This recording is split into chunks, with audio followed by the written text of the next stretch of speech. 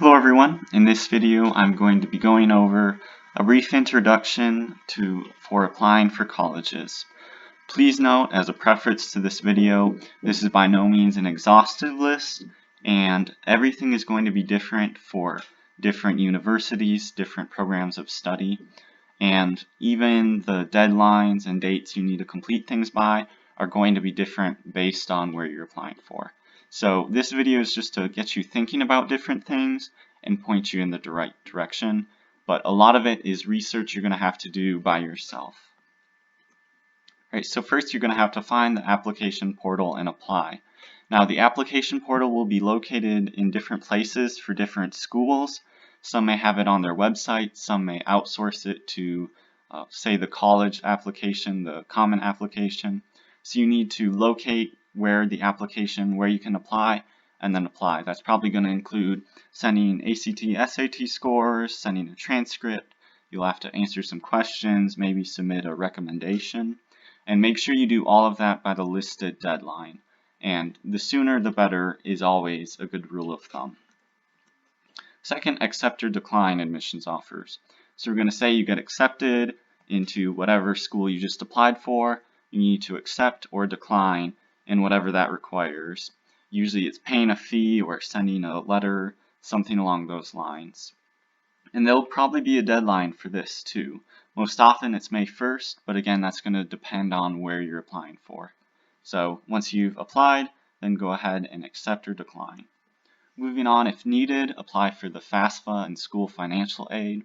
The FAFSA is a federal financial aid program that you complete online, and that will be the same for all schools. You just list a couple schools that you're applying for, and then your school financial aid will look a little different. It'll be online in a portal through the school usually, and there'll be different forms, maybe with your income, your parents' income, a questionnaire. So if you don't know where to locate your school financial aid application, go ahead and contact someone from the financial aid department at that school.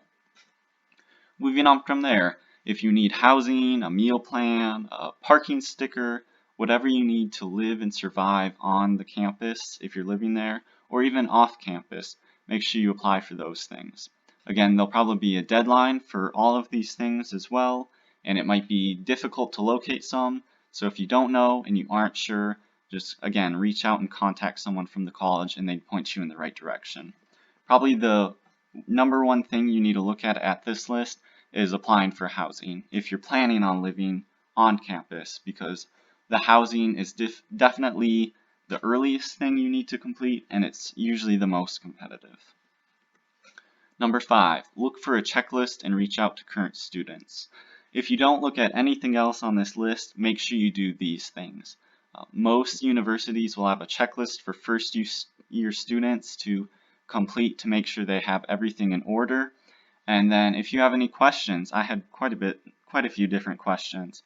So try to reach out to a current student if you know someone going there, or if someone can put you in contact with one, and they'll have answers to a lot of set in stone questions, but also more preference questions. Whereas if you contact someone from the school, they're not going to be able to give you preference and opinions. They're just going to be able to give you the facts about the school. So definitely look for that, a checklist and a current student you can contact with questions. Alright, so really, again, this video, it depends on where you're applying for. It depends on what you're applying for. So number one thing is look at the college's website. Read every tab, every page, different articles about it. Look at other websites talking about the college to find out all the information you can. And that will really help you in the long run.